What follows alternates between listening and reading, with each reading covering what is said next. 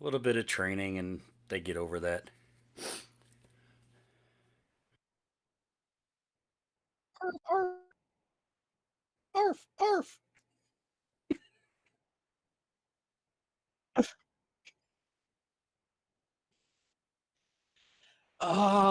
Slowly going out of my mind, but that means I should fit in perfectly at the games that have been gone from what I've heard.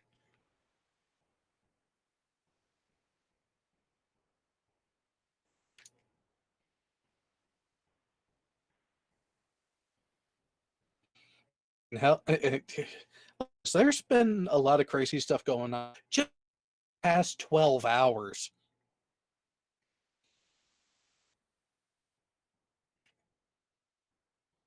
I am freezing my tuchus off. It is sub-zero here, and me and Scout Beagle are not happy.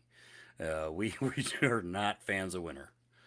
In fact, today she had to tweet on her weekly Beagle channel, who in the heck invented winter? She wants to know who to sue, because she deserves compensation, damn it. She just wants what's coming to her.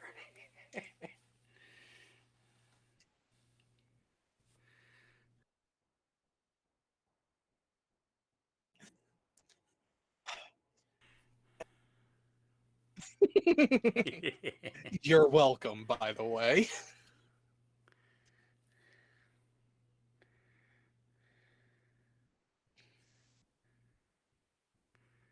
Because I forgot to unmute it. Hey, there we go. Here you go.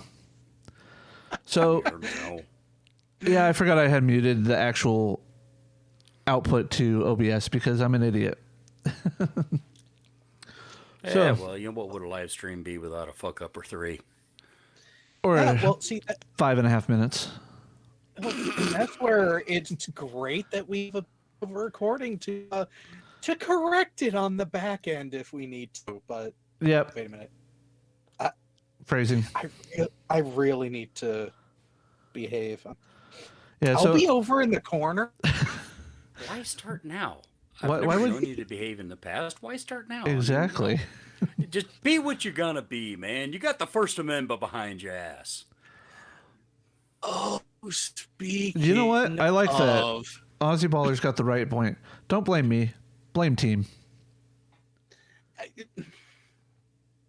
Very true. Everything misrelated. Sorry, team. Love you like a homo, but no, it's your fault. Yours, Coral. I'm gonna save that for tomorrow night. I can get up with it then. Getting evil eye. Okay. Oh, I already got the evil eye at work today. That's a funny story. Just kind of sidetrack here a little bit. So I work front-facing public retail employment, right? and I'm helping out a customer, and she comes into my store without her mask on. She's a nurse. She's just coming in to get a bag of ice because I'm a gas station, right? So I'm just like, just cover your face with your coat. You'll be fine. We're just doing a quick transaction, in and out, right? Come to find out, yeah, exactly. She was telling me that she's already had COVID. You know, not that she's worried about getting it again or spreading it, but she felt bad because she's a nurse and she should know better than to not come in without a mask on, right?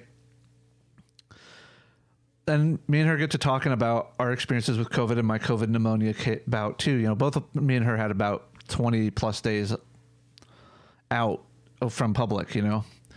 And another lady standing in line, I don't even see her because I got a giant monitor that shows the winning lotto sales for Powerball, Mega, and all that stuff in the state of Washington.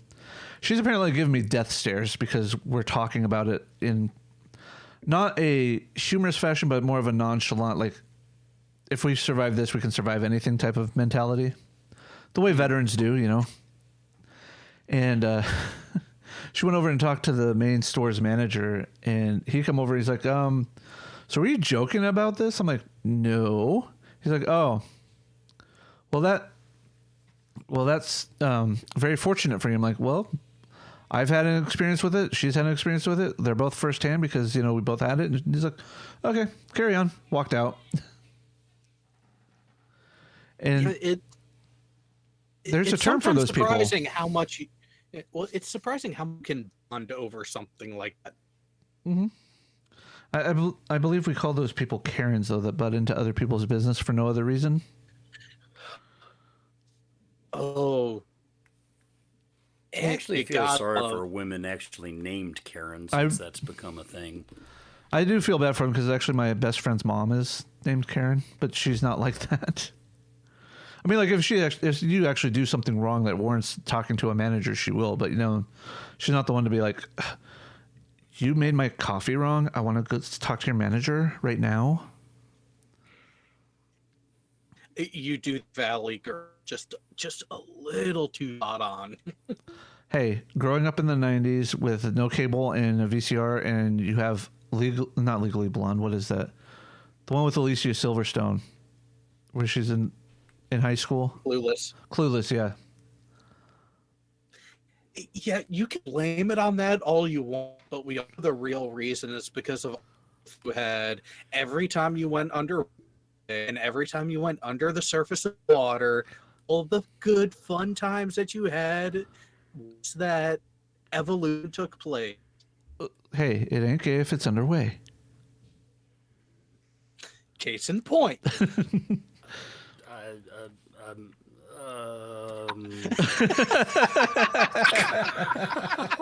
What the fuck did I just hear?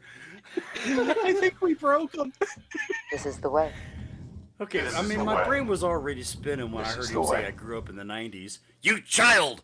You know, and then he wants to rip off with that. Are you what? Well, here's the thing. My teenage years were in the 90s, you know.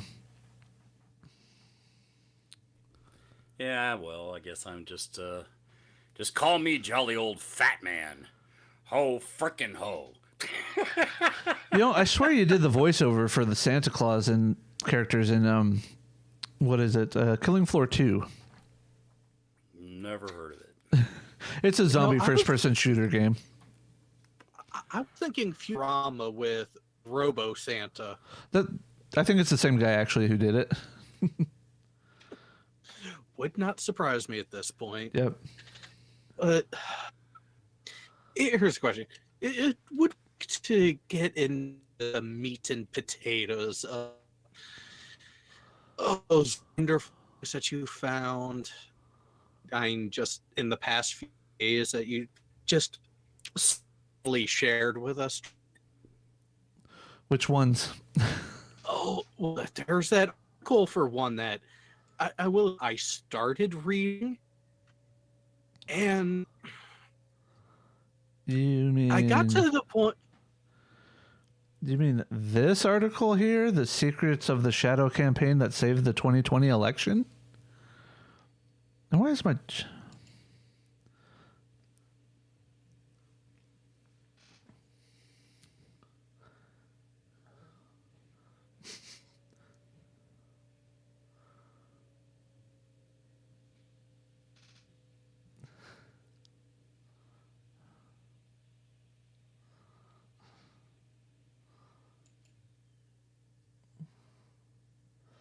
Yeah, I know, Chris. I know Jared's roboting.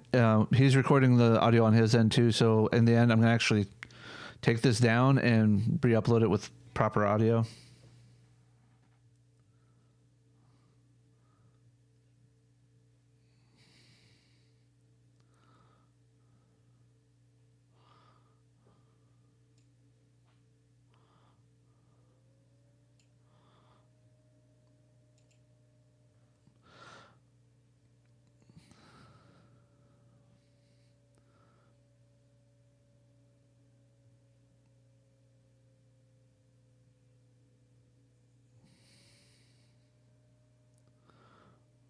Mm-hmm.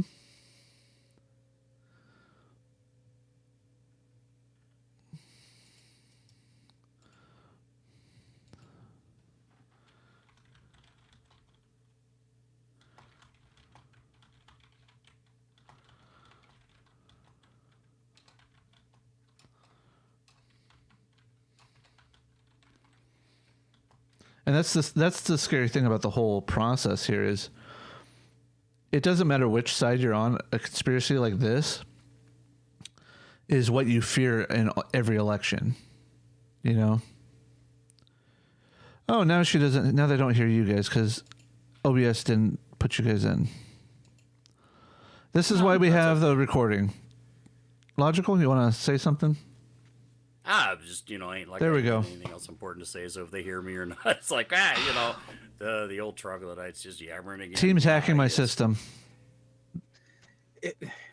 Is my manly voice just a little bit too much for your system to handle, Jay? Pretty much. You're Canadian. The amount of testosterone is just overloading the system. It's only AMD Ryzen 2700X. It's a little puny on the scale nowadays. They make pills for that nowadays. Well, the name that I got right here is pretty close to the name of one of those companies. Pfizer, Podhorser. Close enough. Begin with a P. But no, one of them is like a particular clown show with a false. So basically what Jared and Logical have been talking about in a nutshell is that you have this cabal of people who have, in this article, have been admitted to performing functions that swung the election in a way to allow Joe Biden to win. I am of the opinion that this is kind of one of those conspiracy theory stories that might have some kernel of truth to it, but it's probably not as. That isn't what I got out of the article. Swinging. I didn't see that they were trying to get Biden to win so much as they were just trying to garner voter turnout on both sides of the aisle and fight the known. I'm going with what I'm going from a point. I'm going from evidence and truth. I'm going from a point of view that a lot of people are getting thrown this article.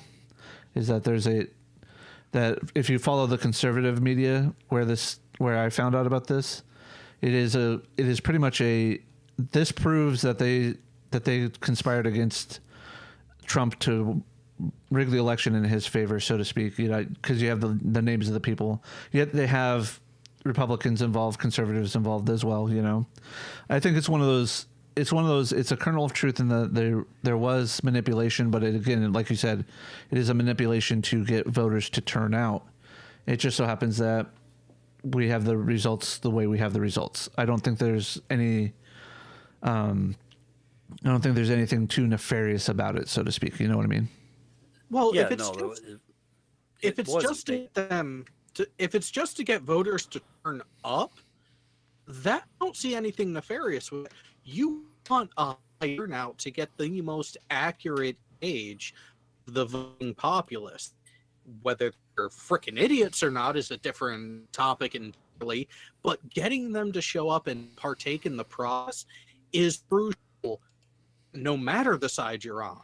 Exactly. So I don't think it's when you're doing that while all of a sudden pushing, and by the way, what the other guy did, we know like that manipulation on top of it where it's like, ooh, you're kind of trying to cross a line there. Yeah, and a lot of what they were talking about in the article, I remember thinking to myself while I was seeing that happen in real time is, I wonder who in the hell's behind this stuff. I even told Babes, I wonder if there's a group actually doing this in the background. Because, the minute Trump started putting out the whole thing about mail-in voter is rife with fraud, and he did what he did trying to sabotage the United States Postal Service. I started seeing those ads about how and why mail-in voting is safe and secure and your vote will be counted, and all that kind of stuff, you know Yeah. Not only will your vote be counted, but your vote, if you mistake on it, that would normally have gotten it rejected. Yeah, we're doing that here. Oh yeah, I saw a lot of those educational videos on advertisement spots on regular off-air TV channels showing how to properly fill out your mail-in ballot in your state, where your signature goes on the envelope, where your signature goes on the ballot. What happens if you don't check this particular box or that particular box, and they were really well done. Oh yeah. And I really think they did a good job with it, educating the public about how to fill those out so they don't get them kicked out. Now, if only we can educate the public in actual reading up on the issues and candidates, we would be in a much better place. Well, that's a whole nother can of worms. But anyway, what else? Let's see, what else? It's been a couple of weeks since you put that up there and I read that. What else did they talk about doing? Oh, Ref- it's a great little article. It's a great little read. And like I said, I put it up there because I knew how the right-wing media was portraying it. I haven't heard much from the left side of this other than, why are you telling them how we did this? And it's like, because there are conservatives involved too. It's not like it was one party. yeah.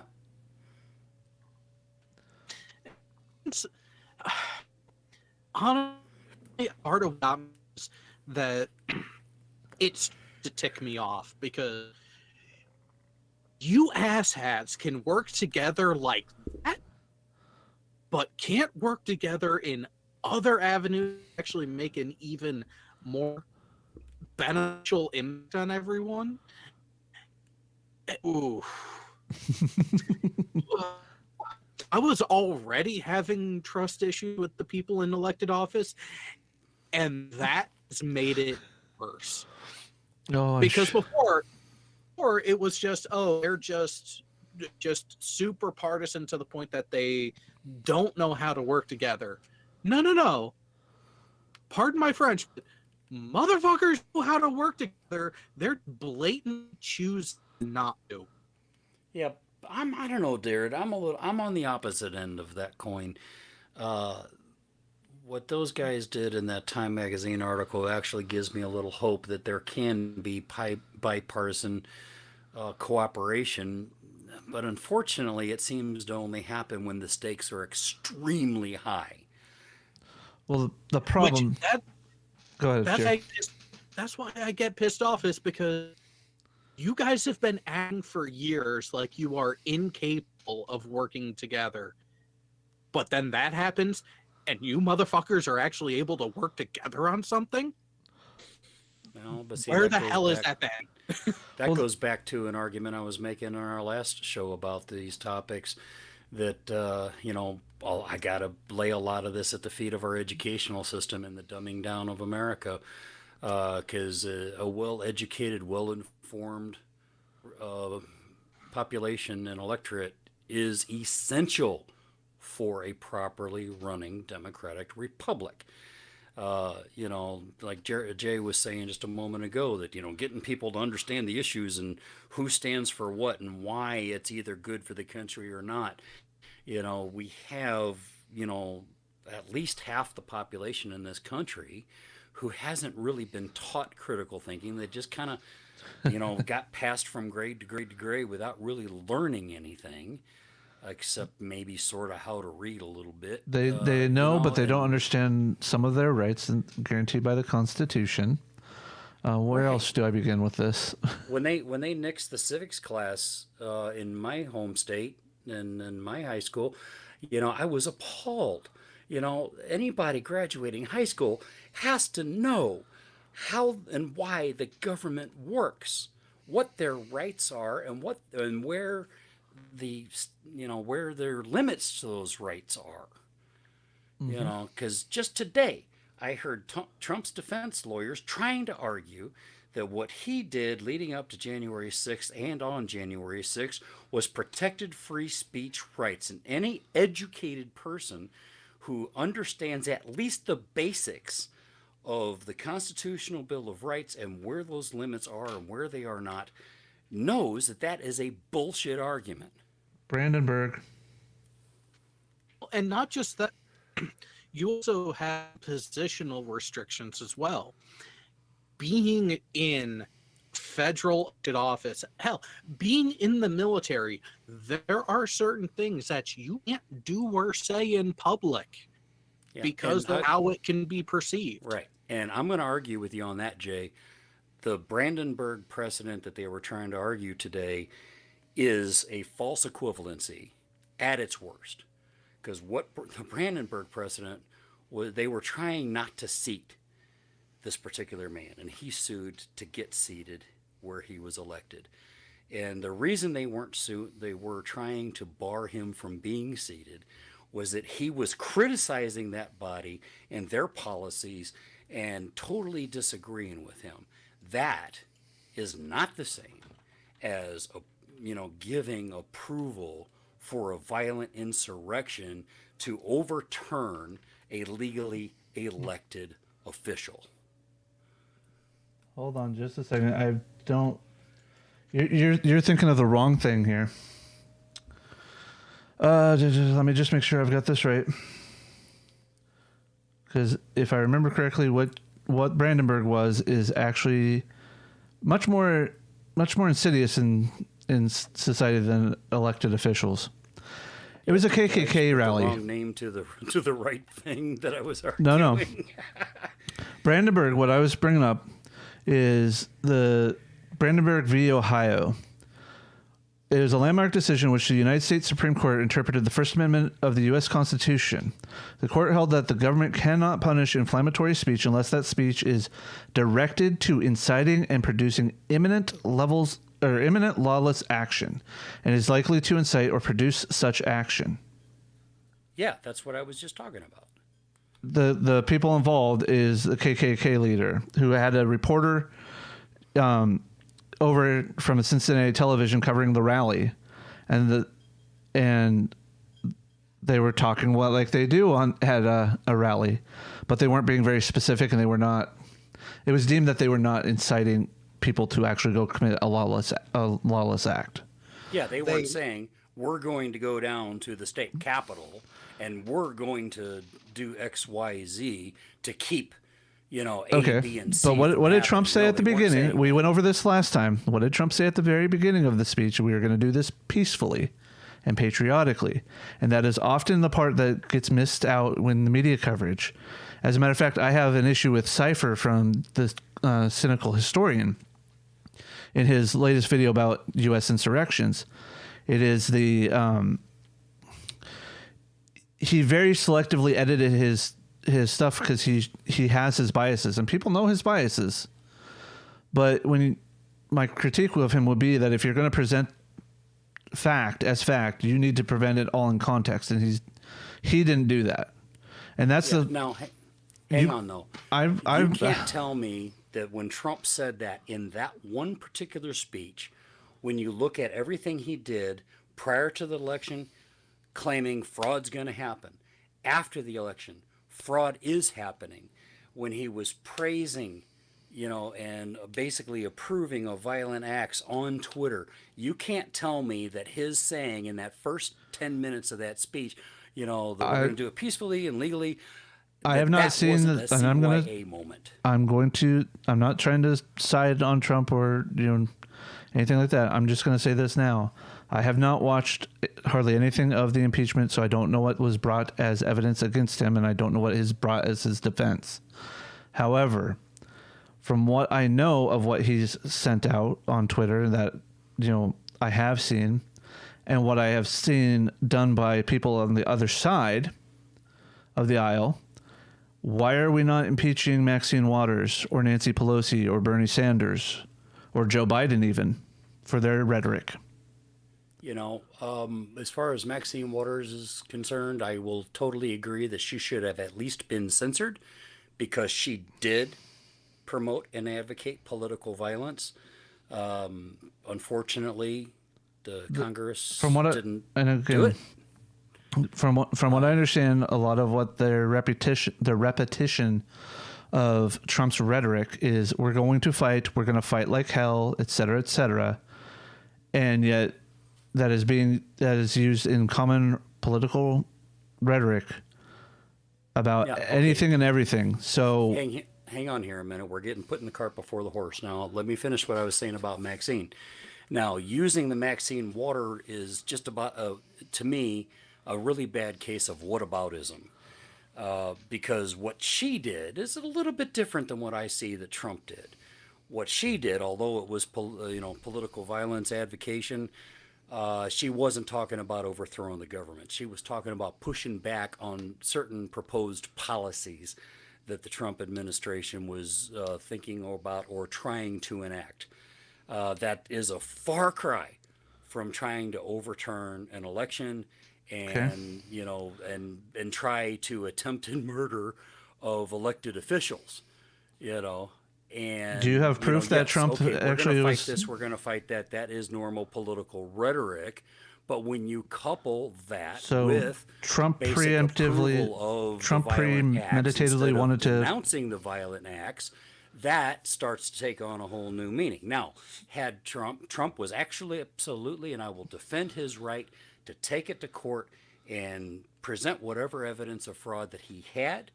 And once the courts ruled either for or against his argument, that's where it ends. The courts didn't ruin. Like Bush and Gore did back in 2000. They argued over the election results. The courts didn't do anything, though.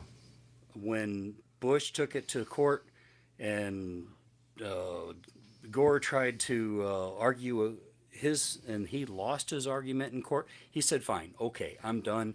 The courts decided. Had Trump stopped it would have been fine. Trump never actually got into... He escalated past that point. He escalated more and more and disregarded and said, show me where the evidence... whole court system is in conspiracy against me. And now Logical? when you've got the president of the United States... Let me ask you a question. Let me ask you a question. Show me the evidence of where Trump had sued the states and the evidence was actually examined by the court. Well, 61 of 62 cases, I think, is what they've been saying, were basically rejected without even a hearing. They were just rejected outright by the courts. Now, I haven't read all the court transcripts. I've read a few of the judges' opinions. And from what the judges were saying, that that was meritless based on lack of evidence, that his own lawyers were actually claiming no fraud. So somewhere somebody listened to some evidence if they were going to write opinion saying it lacks merit for lack of evidence. How would he know if there was a lack of evidence if he didn't, wasn't presented whatever evidence they wanted to present? And I'm just repeating, and more in devil's advocate fashion than anything. I know. And I know it probably sounds to you and to the audience that I'm getting down on you about it. No, I'm not. Probably sounds that I'm just making sure that the audience is aware too. That's not the case. I'm just arguing things as I see them. I know, and I'm just here to try and be a balance. That's about it. there is a third side to it. It is really easy to dismiss evidence I don't even want to look at. There's that. I mean, and this is the fun part about the court system. Several of these judges that dismissed the evidence or the cases were Republicans put there by Trump. Yeah. So I mean, I don't as well. I don't know what they were presented. I don't know what evidence was presented because what they were making their assessments on the motion basically to bring these to court. As far as I know, no actual physical evidence was shown to the judges. Yeah, it's because they didn't have any, because the lawyers Well, kept telling every judge, well, we're not alleging fraud. Then what are you alleging? Because you came here saying there was a fraudulent election. Are you not going to show me evidence? well, and that's just it. Is early on, a lot of these cases weren't even submitted on behalf of Trump by Trump's legal teams. They were by random citizens. So it's like you you can attribute them to Trump, but they're not really attributable to Trump in the sense that it wasn't his team that was pushing forward for these. You know what I mean? He was the beneficiary of it, but his legal team were not the originators. Yes. In I think a little over half of the cases. Yeah. But whether there was evidence presented or not, or in some cases there was, in some cases there wasn't, is immaterial. When the court says there's not enough evidence to merit a hearing or a trial in this matter, the case is closed. And at that point, whoever is trying Not to push that not narrative necessarily. needs not to back off or take it to a higher court.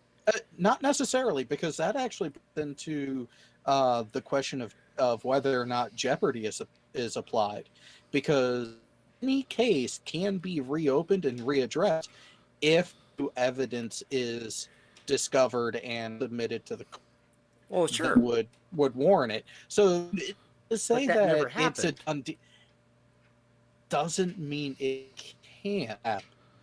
And this is where people have gone over the hill and just shooting over the moon Mhm. in thinking that something will be found in a timely enough fashion. Let's be honest, if there was unnoted tampering with the results, we won't find out about it in another 15 to 20 years. Yep. I don't know. Ordinarily, the Attorney General for the United States doesn't investigate election fraud until after everything is all said and done. And, years down the line, they take years and years to look into it. But this one time, Barr decided to follow Trump's orders, open an investigation, and ordered his assistant attorney generals to open an investigation while everything was still ongoing, contrary to what they normally do. Yeah. And even he had to come back and say, Mr. Trump, Oh, I can't find any evidence of widespread fraud. exactly. And that's just it. He's not saying that there wasn't fraud, because everywhere there is fraud in elections. It's just There's it's irregularities always- is really what it is, and it's so minute. It's not going to There's always change some anything. fraud, some irregularities. But even he had to say, Oh yeah, no, that's the little bit I found wasn't going to sway the election one way or the other. exactly. So, That's what the term widespread means. oh, I know, I know. I'm just putting it out there that people sometimes take what Barr said as no fraud happened, and which is not what Barr said. No, I'll never argue that. I just know have to of look one at case where in Pennsylvania a guy got arrested for attempted election fraud to vote for his son or his dead mother or something, and he was a Republican trying to get an extra ballot cast for Trump. Oh yeah, no, it's funny to see how these things work out in the modern world, because we've been doing mail-in ballots for 2 decades almost now. And I wonder if they've actually released the information yet. Dude, we've been doing mail-in ballots since the mid 1800s. No, I'm talking like on a regular basis for the Modern. state of Washington. Oh, okay. Yeah, that's what I'm talking about.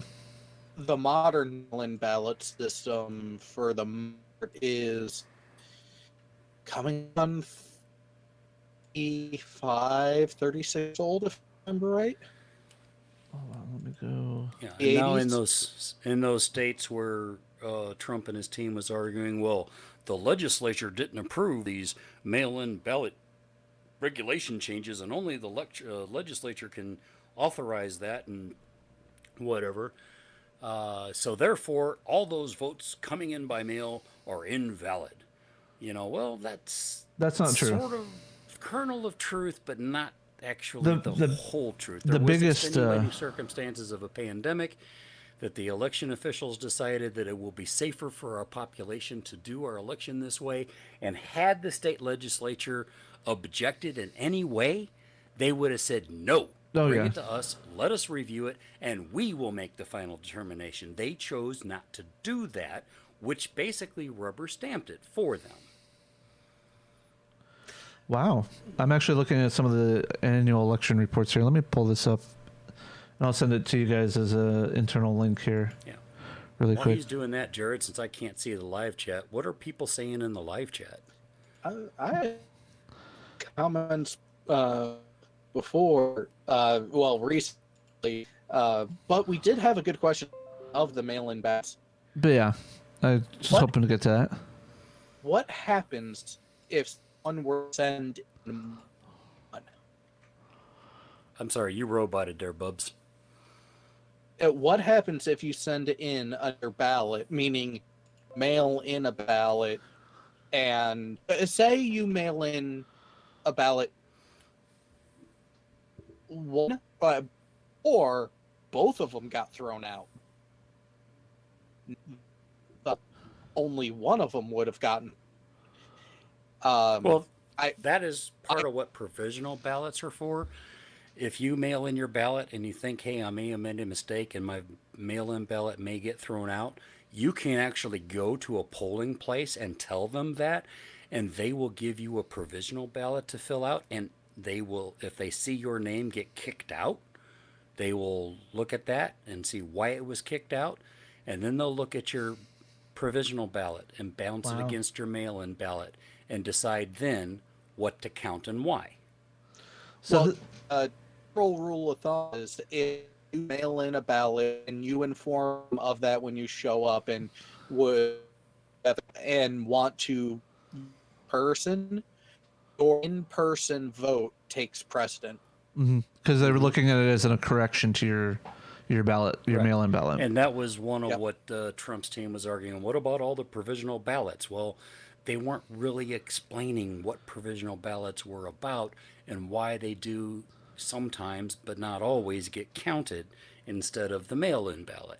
So, internally or in the chat, I sent in the internal meets chat, I sent you a link to the state elections for Washington for 2020. It's just the reported breakdown of information compared to 2016 and to 2020. In the 18 to 24-year-old group for registered voter turnout, we had in 2016 we had female registers from 62.5% to 75.6%, and in the registered turnout, and the overall it was a Overall, there was a 13.7% increase. yeah. Yeah. Now And I if you come down completely here, attribute it to that, what that Time article was talking about, that little But when you look at behind the, the scenes election conspiracy was just getting people educated and getting them out to vote. Didn't matter what their party affiliation was. okay, so here's Putting a the fire under their ass. So here's the funny breakdown. You have the female male population registered, the total population registered, the total turnout from the registered. It's quite stark, when you think about it. Yeah, those numbers don't sound like a lot of increase until you think about how much population we have, Well- and how many eligible voters we actually have in this country. To They're think that looking at- only half of our voters typically vote at any particular time is kind of a sad statement. It is. But I'm looking at this is when just comparing like female population registered, you have 70% for 2020, and then you go to female population turnout was 53%, and it's all in the 18 to 24 category. That just seems off compared to what I just read up here. So there's something in the paragraph that I'm missing between the two. If that makes sense. I gotta expand this because I'm on my phone and I'm trying to read. Oh, I understand, man. I understand. Jared, if you look at what I'm talking about, Yeah, different graphs are given different numbers. Must There's- have been I think what it is it's all part of the same thing. The House Bill 1513, which talks about trying to enroll voters younger and get them voting. And I think honestly, back to the point, I know we are going to continue to hammer this completely. More educated that the populace is on voting system works, the more will end up running out. Yeah. Let's see here. Yeah, we need to get back to where we were educationally 30, 40, 50 years ago, where we were, one of the most highly educated countries in the world, exporting our education to other countries. We've really let that slide. What do we rank, like 45th or something like that, 46th or 7th in the world for education right now? For primary and secondary, we're still among the top at collegiate, at post-secondary, but that because you have a number of people will come to the US for specialized degrees, engineering, medical, and your upper echelon degrees. They will come here, but then to shoot on the number of people that stay and those who go back to where they came from is like, hey, I got this education from there. Now I'm here. What you gonna pay me? Yeah, and you know what? I'm really a big advocate for depoliticizing our post-secondary educational system as well. Oh God, Oh, yes. yes. God, when I Definitely. went back to college in my 40s, I already seen it happening where it was becoming so left-wing political that anybody with a dissenting voice that was even remotely moderately conservative was branded this horrible person on campus. And I'm like, what the hell? And I know that's only gotten worse in the last 20 years, almost 20 years, but it's like that has no place. The whole social justice theory, fine if I'm studying to be a sociologist, but I wasn't studying to be a sociologist. I was studying to be a clinical therapist specializing in addiction therapy. That had nothing to do with what I was training for. Oh, yeah. Nor No. has it anything to do with, say, mathematics or anything else. It has more to do with engineering. my degree than anything, because at Yeah. public relations, I need to understand the will and of the people and what they're asking, but I also have to understand that the most vocal people out there on social media are not necessarily the people who are buying my company's products or my clients' products. So it's like Yeah. you gotta try and balance. Are these people legitimately buying the products of my client or my corporation versus are these people just trying to be loud and vocal about somebody else's bad opinion about something? Which I think is actually going to be a nice segue into the next topic, or at least the one we'll cover on Canar with Damar tomorrow. And to compare and contrast the post-secondary education during my lifetime, when I was in my teens and 20s, it wasn't really politicized like that. It was, there was a place on campuses for political discussions, social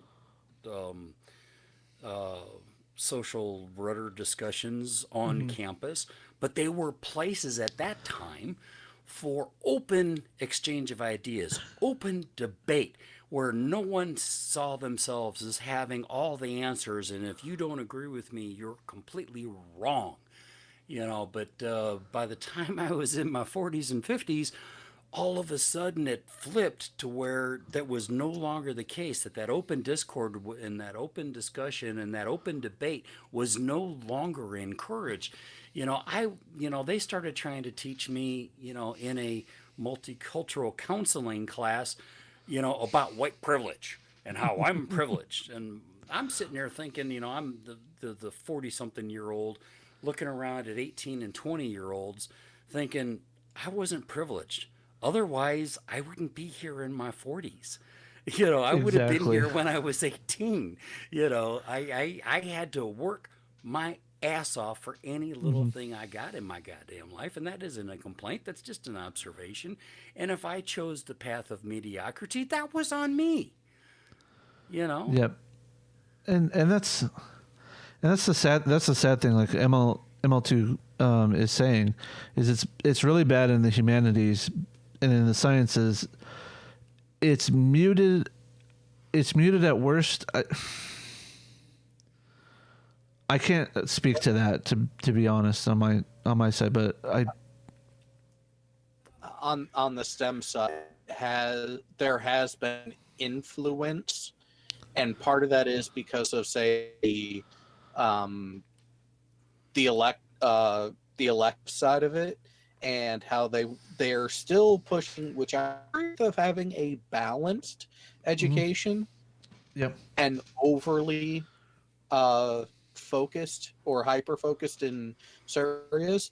And that's where a lot of the STEM has been getting influenced, is from those other avenues, and how polarizing those have gotten. So I found the breakdown of votes by candidate for the state of Washington, which this will not surprise anybody. Washington State was going to vote Joe Biden no matter what, not even close.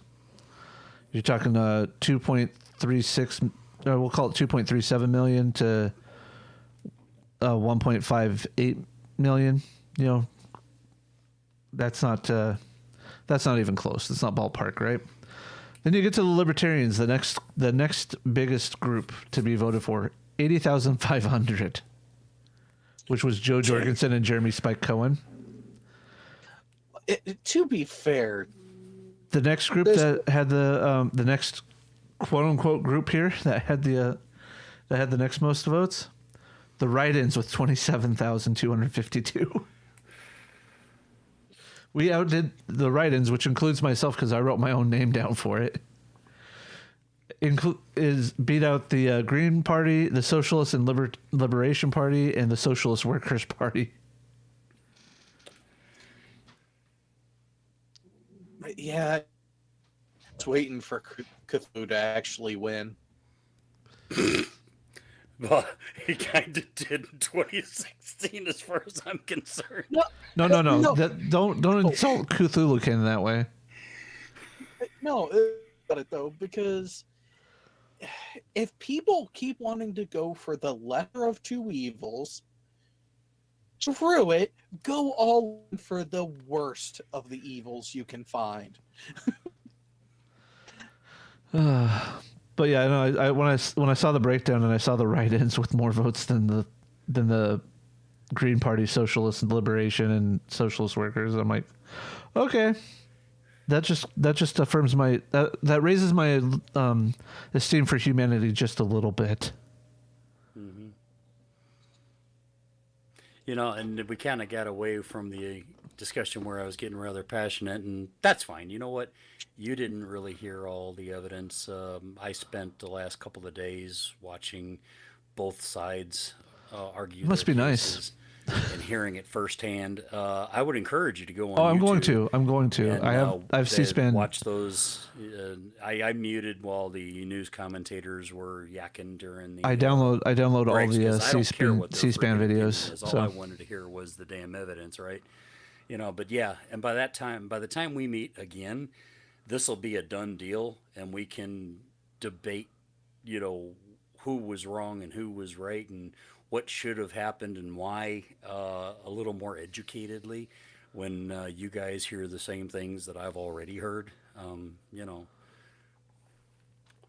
yeah, But the one thing I will say is that people have said a little bit on the news, but it's kind of getting lost in the shuffle with the, you know, hate Trumpism thing that's going on. Is that, yeah, there's the question of, did the former president incite a violent insurrection for the purposes of keeping himself in office contrary to a lawful vote? You know, but past that, you know, the unspoken question that's before the Senate is, where does free speech stop and where does office responsibility start? What powers do the president and the Congress have or don't have? And a tertiary question would then be, if we convict, what are we saying? And if we acquit, what are we saying about those powers for the future? Okay. Yeah, and at this point, I don't know the likelihood of the turnout of what the vote at the end of everything is gonna be, but I'm not opposed to being found guilty and not being allowed to run for office again. Yeah, No, no, based no. on the evidence I heard from both sides, I'm in favor of conviction and barring from ever holding public office again. I'm also in favor of him facing charges in federal court on a criminal case for inciting a riot, at the very least. But that's just because I've heard the evidence. I've made up my own mind without listening to news commentators or whatever. But they didn't ask me. Nobody voted me into the Congress or the Senate. So my opinion with that, and $5 you can get a cup of coffee down at Starbucks, right? Barely.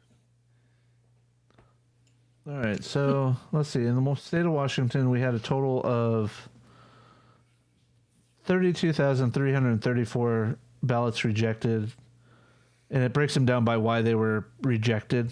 Like missing signature was 4,847. Mismatching signatures 23,930, and then rejected for late postmark. Nice to see Washington does that. That's a topic we didn't get to in our last meeting, was that argument of signature verification. Now you just showed evidence the signatures are verified. Mm-hmm. And in that phone call with Rossberger in Georgia, he kept wanting that evidence in front of him for him to visually see that the signature verification actually happened. Part of the problem with that request, and you had asked me this, Jay, and when we were talking in the background before our first meeting online, was why wasn't he getting evidence? Well, part of the reason is we have a secret vote in this country. And the reason we have that, and we've had it for a long, long time, is so that people in office cannot retaliate for people not voting for them. Oh, I know. I'm not. So, and part of the way government works is that if I'm in a federal office, I have to trust that the people in the state office are doing their job appropriately and legally. If I'm in a state office, I have to trust and believe that the law enforcement officers that are working alongside of me are doing their job appropriate and legally. And without that trust, our government falls to pieces. So basically what Trump was saying in that phone call is the FBI were either negligent or lying. The local law enforcement was negligent or lying. And you, Mr. Runzberger, and I'm probably mispronouncing his name, was either negligent or lying. Therefore, I want to see that evidence and all that raw data firsthand, and secret vote be damned. Well, here's the thing. Here's the thing that I would argue, and this is just a semantical argument on my part, not saying that it's valid in one way or the other, but if I'm running for office and I am challenging the way the vote was done, let's just say for president, regardless of whether I'm in office or not, and I am asking to see the evidence to support my claim, I should be able to request that. Now, should I be able to call you up and say, as the state attorney general, and say I want to see that? No, there are legal ways to go about that, such as a subpoena. There are ways to go about it legally where it can be still protect the individual's secret ballot rights. Yeah, but like I was just getting ready to say, but even if you follow the appropriate legal guidelines to get the information that you would therefore be entitled to in preparation for a court case, you're not going to get the raw data of who voted for who and what their signatures looked like, where they lived, and what their social security numbers are, any of that. All I would need is, as a candidate, in my opinion, and this is again just my opinion, is okay. I want a list of everybody who voted. I want to see the signature part for their ballot and the signature that was registered with the state prior to the election, and that's all I would need to know. That violates the secret ballot. But here's the thing. Here's the thing. Maybe the list of registered voters, but not who they voted for. No. What you would be getting would be affidavits from local law enforcement and FBI if they were in on it, with investigating whether or not things were appropriate and how. I don't even need to see. I don't even need to see how they voted. I just need to know that that ballot A and signature A match, ballot B, signature B, so on and so forth. And as long as, and the only way that I can verify that is being done accurately is to see the same information that the counters are doing. Well, now the problem with that, though, is that in most municipalities, once the signature on the ballot and the signature on the envelope is identified as being the same and matching the voter registration logs, then the ballot is counted and the envelope is discarded. They don't just put that back in the envelope, and maybe they should, just for future, they can go back and say, see, we verified these. And here's the evidence that we verified these. But in most municipalities currently, they don't restuff that ballot back in that envelope. We already take, 48, 73 hours counting federal ballots.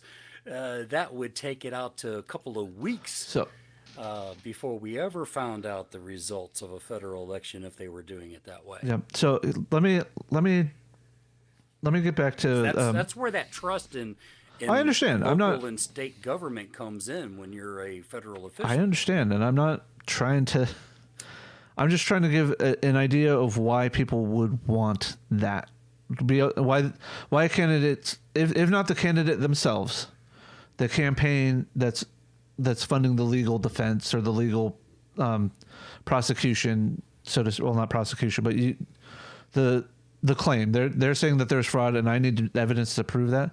They can go through. Okay, nope. The evidence shows that this is all 100% legit, or within reasonably legit. Because pulling up. Let's assume in the state of Washington that all the mismatched signatures on the ballots were entirely fraud. That I'm just giving benefit of the doubt to Trump that they were all fraud. Okay, that's only 0.58% of the total ballots in the state of Washington that were thrown out because of quote unquote fraud in this example. You know what I'm saying? Right. But if we were to do it that way, and I can understand why people would want it done that way, even if it would take a lot longer to get election results. But if we were doing it that way, basically what we're saying is we don't trust local and state municipalities and governments to properly verify. We don't trust them to hold an election. But then again, we have to watchdog them because we're the feds. And then we're going to have to open up that can of worms of, getting handwriting analysis so that we can verify everything ourselves and create our court case. And we have our election on November 3rd. If we have that can of worms going on, do you really think everything's going to be done? And here's the thing, though, is we legally cannot. We legally, as a federal government, could not enforce federal elections at all. Period. There's this wonderful thing in the Constitution that says the states are the ones responsible for running the elections. So it is kind of a moot point because it's written right there. You've got to trust your local governments. I totally agree with you. I'm just arguing semantics at this point. But so out of all the total ballots rejected of the 32,334, dividing that by the total number of ballots counted, which is 4,116,870 ballots, you're still looking at total rejection of less than 1% at 7.785%. So, it just occurred to me that as much as I keep cutting in and arguing and putting out my point of view and perspective on things, people are going to get the idea that I like to argue. I, I think that came from that point of view on you since your days on the iNetwork and the shills. You like to argue about flat Earth, or you like to argue with stupid about the flat Earth. So I mean, I do enjoy a good debate. Not so much an argument for argument's sake, but I do enjoy a good educated debate. Yeah, I mean that's the thing is you can have these discussions politically, and that's what I hope to show with this is that I may not agree with you on everything, but I agree with you on many other things. But on the things that we disagree about, or at least that I play devil's advocate on, it is entirely to exercise the thought of what if this situation or why this particular point of view, Because again, I'm not saying that Trump's not innocent of anything, but I'm just saying that I don't agree with the way the impeachment's being handled. I don't agree with the way things happened on the 6th. But do I think that Trump's entirely at fault for that? No, but he does have some burden to bear on this, Well, and the question is, does he have enough burden to bear to keep him from holding public office? Well, I mean, does he bear enough burden that we should trust him with that level of power? And the problem that a lot of people have on the right is they want to apply a legal analysis to the impeachment when it's not necessarily a legal process. It's not a criminal case, no, and people forget that impeachment is not criminal. Impeachment of the federal level is technically a criminal process. It's just not criminal as far as the law. It's criminal against your position of authority. Yeah, but it ain't like we can throw him in prison. No, and that comes after the fact, on probation or anything like that. Well, that's that's what censorship. The censorship is it is basically the verbal slap on the wrist for a penalty for saying something that we disagree with, and damn it, that's the problem we have is our country is too full of soft people that can't handle being insulted every once in a while. Yeah, it's one thing to insult and it's one thing to argue, but once you've exhausted all appropriately legal arguments, it's time to throw in the towel.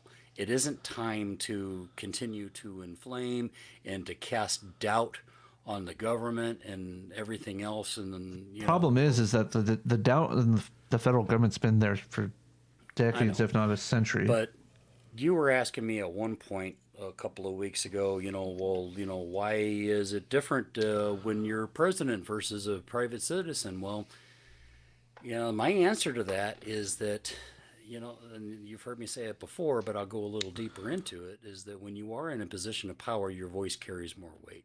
And when you are the president, your voice carries the most weight. Not in just that you are the president and all the powers and privileges afforded the president and all, there's also in the back of people's minds the mythos of the office, if you will. Yeah. For lack of a better word, we were taught from the cradle that George Washington, our first president, was one of the most honest men in history. He was able to lay down power and walk away when he had the opportunity to crown himself king. I cannot tell a lie. Did you chop that cherry tree? I cannot tell a lie. Yes, Father, I did chop down that cherry tree. And that is the expectation of a president. We expect our congressmen and we expect our senators are going to lie to us from time to time to retain their seats.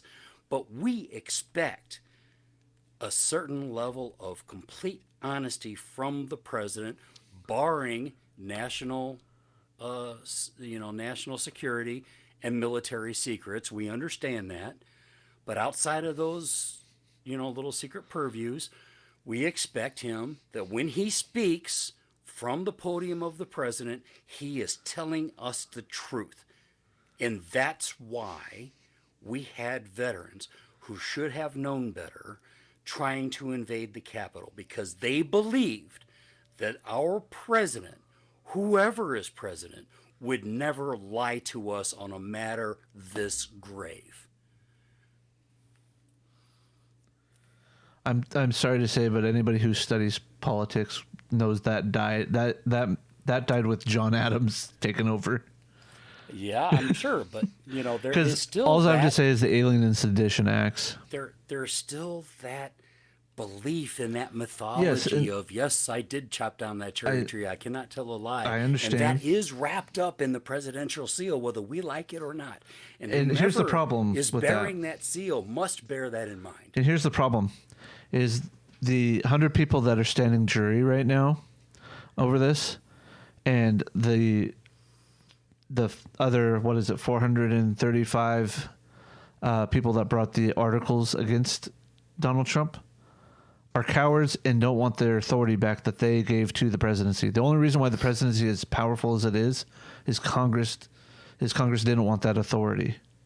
And If you I if think you've watched anything by Thomas Sowell, you would understand that the reason why he believes that judges, especially in the 80s and 70s and 80s, were judicial activists, is because it's easier. Congress is okay with that because it's easier for a judge to make a decision than it is for a congressperson to vote or not vote for something and have to explain it to their constituents.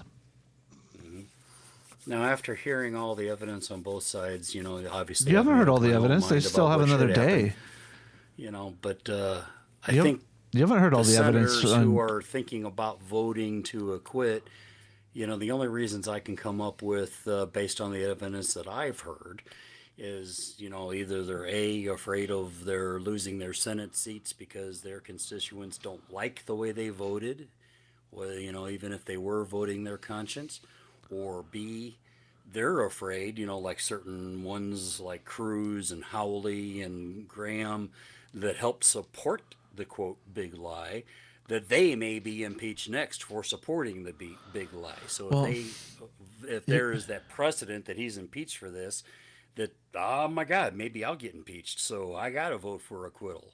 Well, here's the thing though, is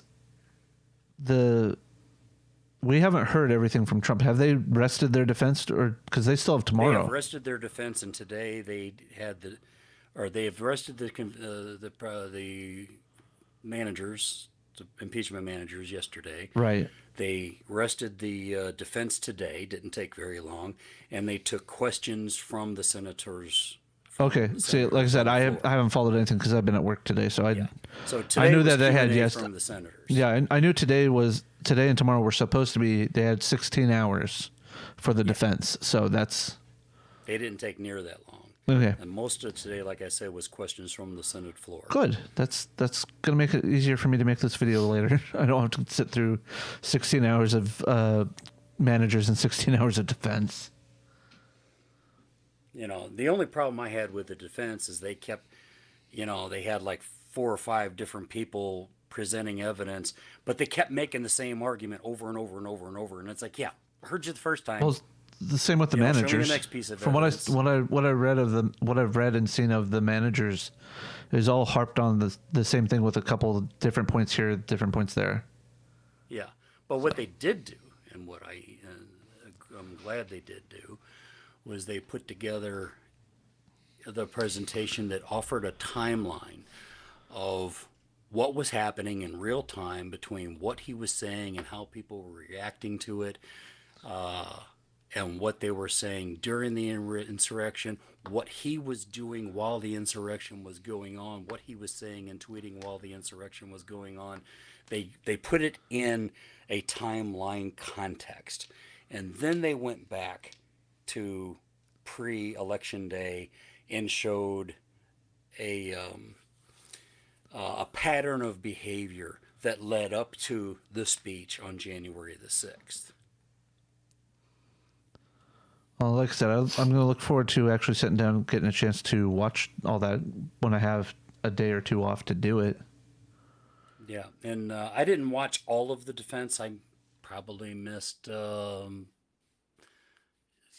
to 20% of it because I had to do other things, which I'm going to go back and watch. But from what I did gather, Basically, they were arguing the constitutionality, they were arguing free speech, and they were arguing fake news.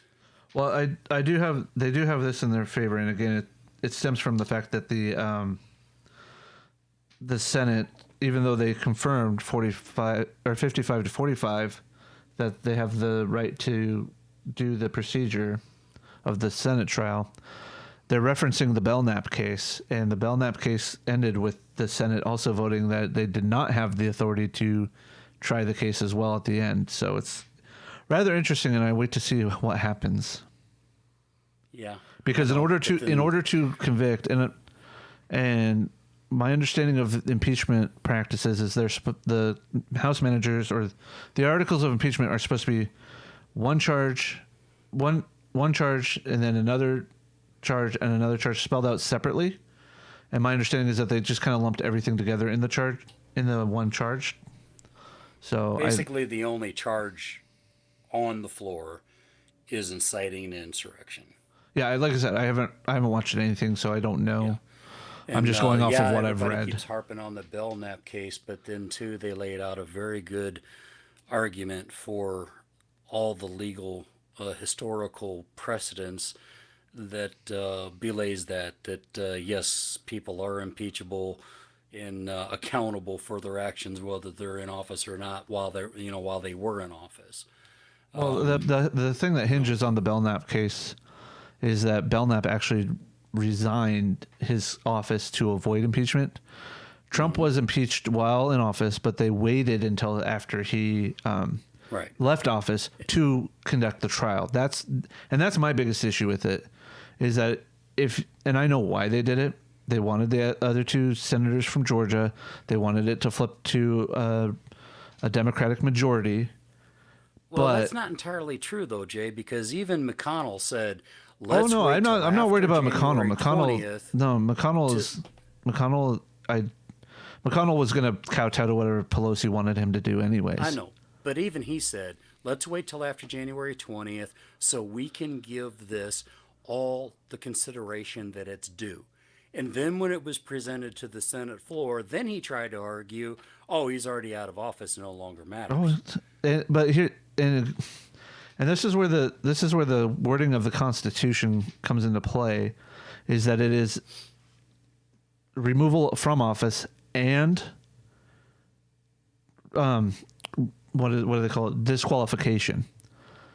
And a lot of people get hung up on, well, he's out of office, so you can't disqualify him because you can't remove him from office. Because if I remember reading this correctly, or understanding the rules correctly, is it's a supermajority to vote to remove from office, and then I think it's a simple majority for the disqualification. Yeah, but I think there was something like 150 educated, trained constitutional lawyers who opined that for a sitting official, its disqualification may or may not happen after removal. That's a Right. It depends on thing that they it's have a to vote on after they're out of office. Then the removal doesn't need to happen because it can't happen, but disqualification. But again, can the still language happen. is written. The way the language of the Constitution is written is that it is this and this. I know, And again, but we're talking about people that are not educated constitutional lawyers. I understand. So I kind of have to believe when I don't trust 150 anybody that says educated that men and they're. women tell me that this. I don't is trust anybody how- that's a constitutional expert. I don't care how much they've Yeah. studied it, because they all have their own agenda for what they're going to say, and that leads me to my point. Being a public relations degree holder. Let me grab that for people to see.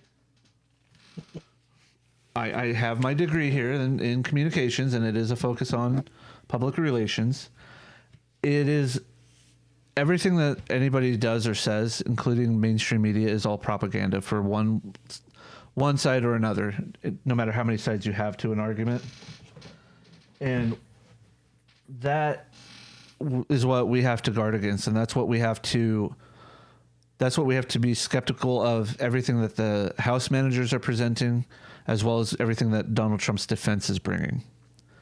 And the problem is I see too many people on either side of the argument arguing my side is right, this is why, yada, yada, yada.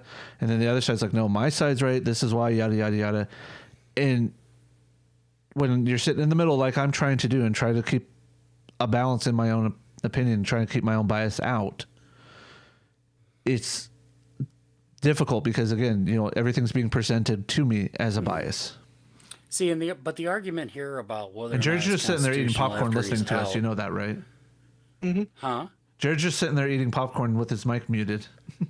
Oh, hell. No, Shit, Jared, I forgot you was here, bud. Do you have an opinion before I get to mouthing off again? The whole thing really is a fatting key on politics in general in the U.S., but also how it is being utilized, in some cases weaponized.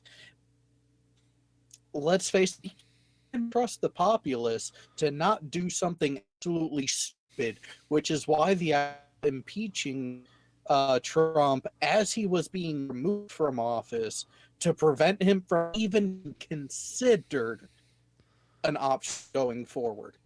That is what the case is ultimately about. He can't trust the populace anymore. Oh no, I totally understand that. And that, but there are precedents, like you say, the Belknap case that says, nope, after he's out of office, it doesn't matter, whatever. There are legal precedents historically that says, yes, you can. We did impeach a Secretary of War at one point after he's out of office, for corruption. that was Belknap. That was Belknap.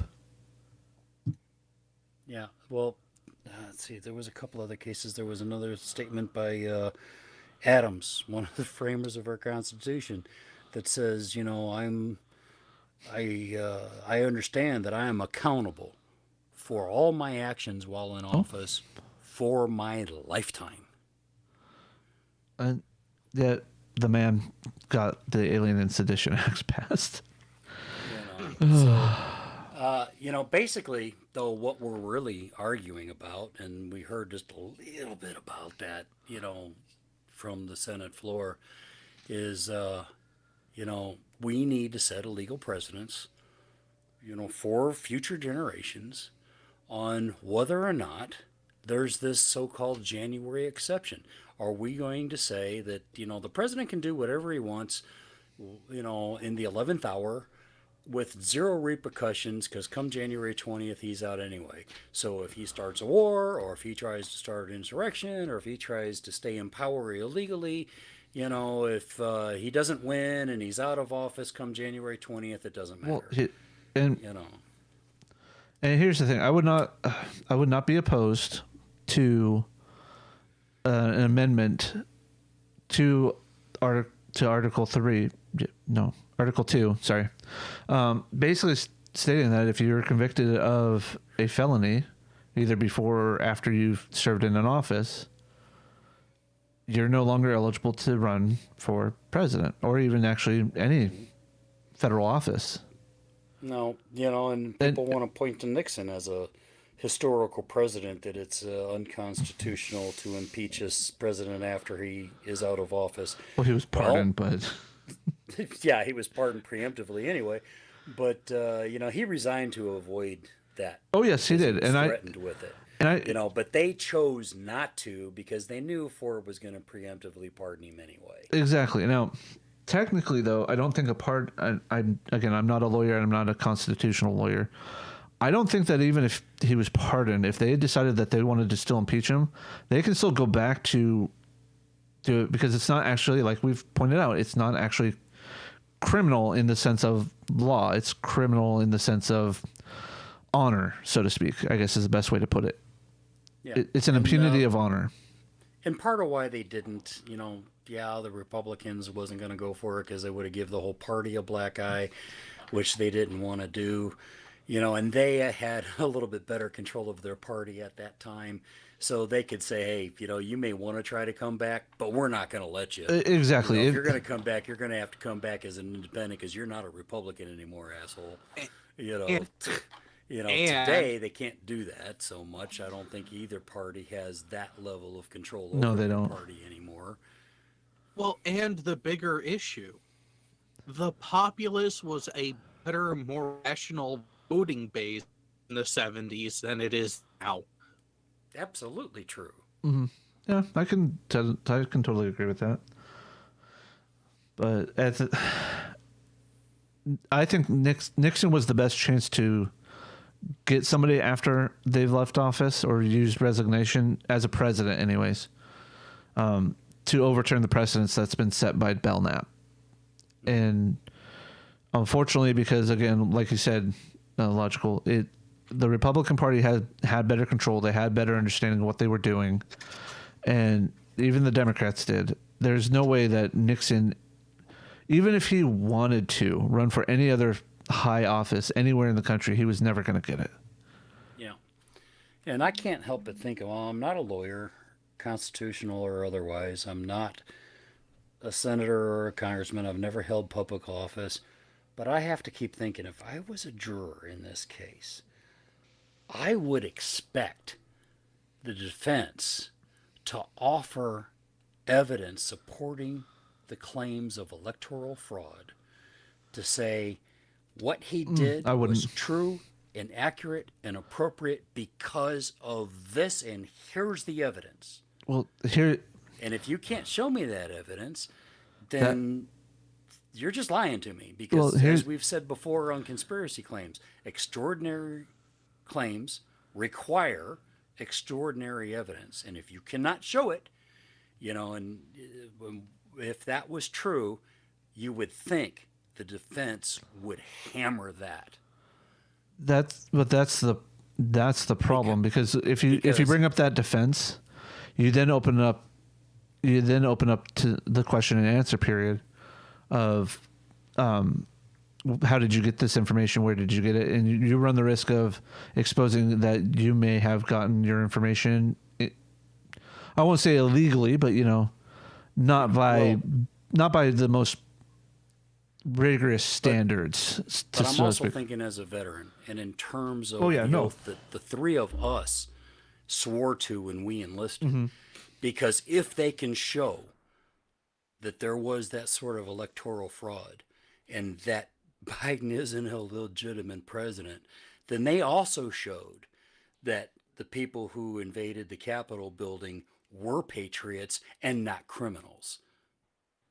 Oh, I totally understand, and I would agree with you. But the problem is that if you got your information in a less than honorable fashion, they'll hammer you just as bad. It's one of those,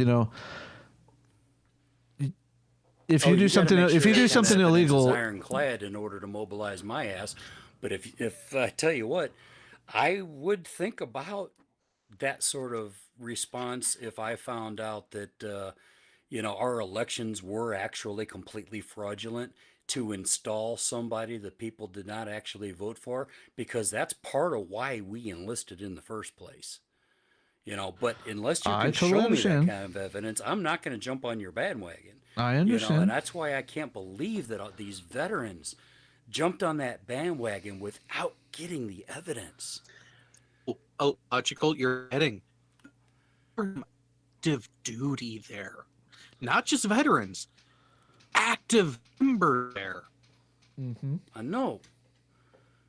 And but I do see a flaw with that thing of bringing that up in the case, and the case was not the case, and the charges from the indictment are not so much, well, you lied about this fraud. It was you told the mob to do something.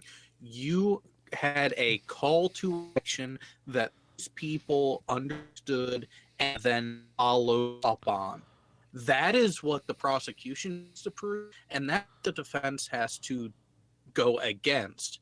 And when you start going off into other topics, opens up the case to more what it actually is, and most judges, when you actually get to the criminality side, will actually instruct the juror that if either prosecution or defense tries to bring up anything that is not directly related to the charges on hand, you must disregard. Yeah, well, the charge is incitement to insurrection. And if the so called big lie, quote unquote, is part of that, part and parcel of that incitement, you would think that a defense would recognize that and offer evidence in favor of that. All that to do in that case is just show that no, what the president said, what the then president said, was not a direct call to action. That call to action from a legal standpoint in impeachment and outside is a very tough burden to get a conviction, and both and because it can be seen that what he did was that he understood as a push, as a nut, but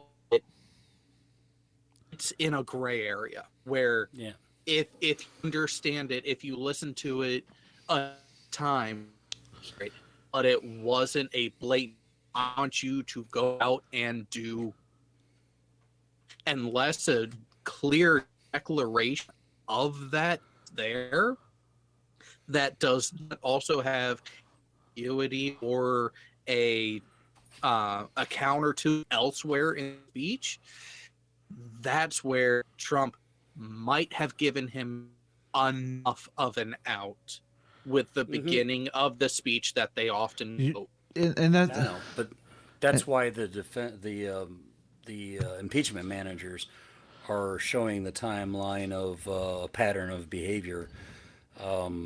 right, with but not not so, but where in what that he pattern, did say, but also in what he didn't say during times of violence by his supporters. but again, because, it's we do kind of have to have the responsibility of knowing who we're talking to and how they are viewing what we're saying. and again, I'm going to go back and watch these segments logical, but where do they show that he actually made a direct call or an inference that violence is required? Well, they weren't actually able to show that as such, but they were showing this pattern of behavior pre and post election of if not advocating, at least approving of violence by his supporters. And so by the using amount of times he used, fight and pointing down Pennsylvania Boulevard at the Capitol, and we're going to go there and we're going to fight and yada yada, and which makes an inference. He was savvy enough to CYA sort of thing as the argument. But again, if I make a fire and brimstone passionate style speech as an elected official, and I don't, even if it's spanning several months going back through my entire election campaign, and I don't actually call to violence anybody, I don't tell them you have to go and actually physically assault and physically attack these people because they're stealing it from me, then you can't really convict on an incitement because of the fact that I didn't do that. Yeah, but at the same time, if somebody leading up to that was committing violence in your name and you didn't denounce it and say, hey, no, wait a minute, guys, what are you doing?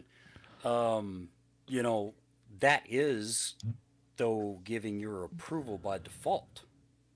And every instance they have of Trump's not doing that, there are sections of his public appearance where he is denying the violence. He's 50-50 on that. I did see, and I'm just going to say this is what I saw in passing. I saw one, I can't remember what day it was, if it was Tuesday or Wednesday. I saw in passing they were bringing up Charlottesville and his unwillingness to denounce white supremacists. But the way that they were presenting the media clips that they were using, like I told you before, Logical, is that he actually did denounce them before he said, yes, there are horrible people on both sides, and yes, there are fine people on both sides. He actually said, I do not support white supremacy before that, or something to that effect. But the problem the problem is that the media uses their propagandist powers to actually mold and create the narrative that they want, and this is the narrative that the Democrats want. I'm sorry, but anything that he said back in 2017 regarding Charlottesville or not denouncing the violence there should not have ever been brought up in this impeachment trial. They should have focused on the election campaign that was. Exactly. But at the same time, I don't know if that's a 50-50 split. I can think of a few times where you and Jared are right that he did denounce and whatever, but I don't know that was a 50-50 split. And if I wouldn't call it anything else, 50-50, but I mean, I see it as there's very enough, minimal. but that's just it. Even if there's a minimal amount to cover your ass, that is still enough to cover your ass. Whether we like it or not, whether we think somebody should be impeached or even worse, criminally charged after they've left office, if they have a legitimate defense, they have a legitimate defense. We just don't like it, and it's going to leave a sour taste in our mouth. But that's why we have the impeachment for elected officials. That's why they cannot be charged criminally until they've been booted out of office. Yeah, and that's one thing that his defense team seems to be remiss on too, is reminding people the times when he did denounce violence and when he did say this isn't right. And again, I haven't watched any of today, so.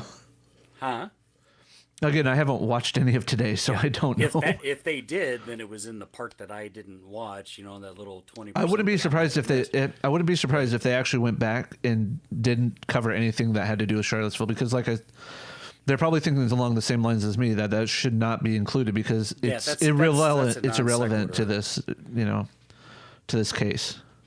Yeah, the only thing that to me matters is basically September 2020 to present.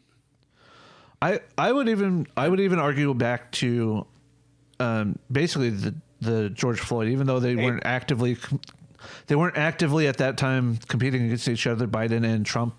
You knew those two were going to be the nominees at that point. Of course, to me, the most relevant parts is what was he saying during the events of January the 6th. That to me is the that most I haven't seen, part. But I'm going to give the benefit of the doubt to the here. I want you to see it for yourself. Well, I was going to say I will give the benefit of the doubt to that he wasn't doing much of anything, if anything, or if he was, it was not necessarily clear directives to stop. Because my understanding is that the video he put out that subsequently got deleted off Twitter with the rest of his account was 3 hours into the insurrection. So, I guarantee you, if I were the president, I would have heard about it probably within 5 minutes of me walking off that stage at the latest. Now, if I were a congressman, I would have wrote an article of impeachment for dereliction of duty rather than inciting an insurrection. And that could be the deciding point. That may be what actually would have been the best course of action. Something that you can actually get him on without a doubt. I mean, going with the incitement, going with that verbiage, just like the first time they tried it, the articles of impeachment were going after the wrong facet of his wrongness. Exactly. Yeah, but they were also written in a moment of great emotional stress. And that's the problem. Immediately following great emotional stress. So they weren't thinking clearly, I don't believe. I think they were thinking emotionally, not logically. They seem to have been doing that a lot. Well, I mean, they seem to. We could get into the whole logical lately. We can get into the logicalness of Congress people and their storytelling abilities too. I mean, we could talk about AOC and her. Oh God, no! Don't get me started on her. Of course, I'm wondering too. I said 3.5 years ago when they tried to impeach him the first time that they're shooting themselves in the foot. They're promoting this hatred of Trump, way too much, and that's gonna color it if they decide to try to impeach him again. They're shooting their load way too early, and I Again, think it's all that's about and I can't.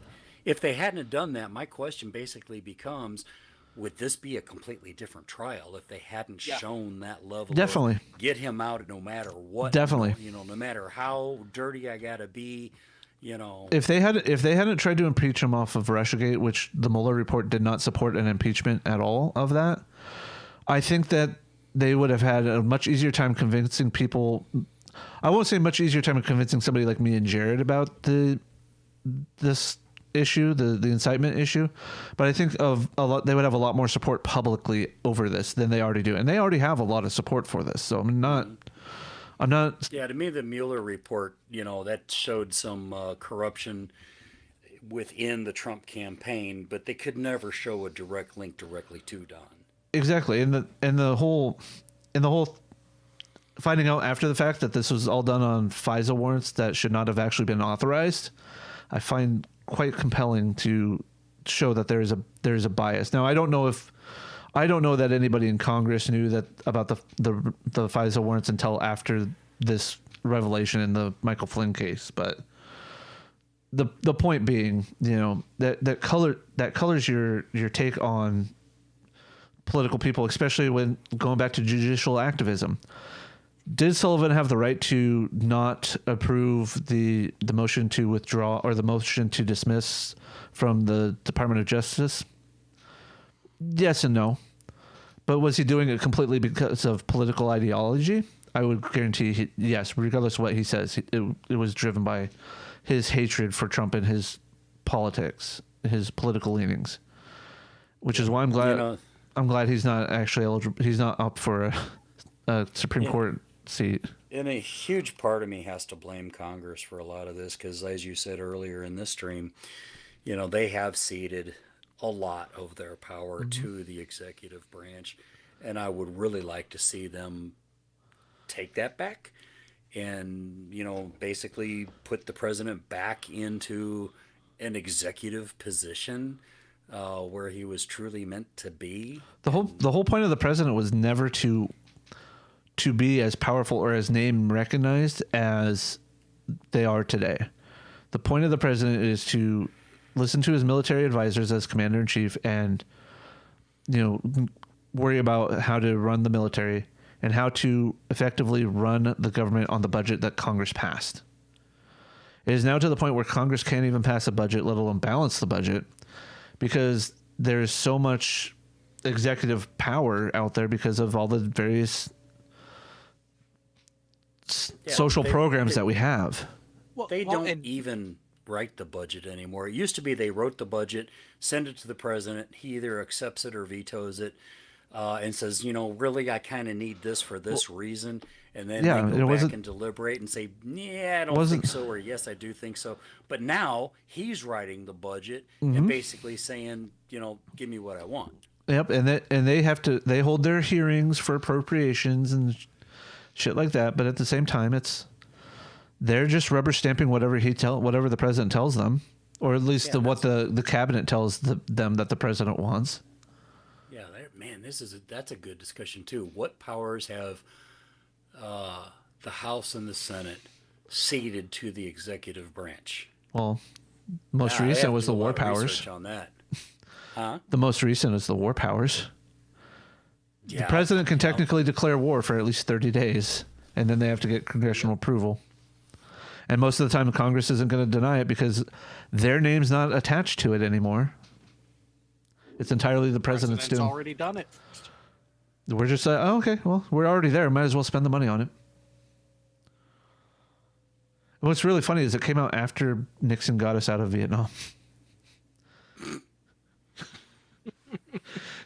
I mean, I think the full passage of the bill didn't happen until after he was actually out of office, because I think it was... No, he was out of office in 1974, wasn't he? And it's the War Powers Act of 1973, so yeah, he was still in office.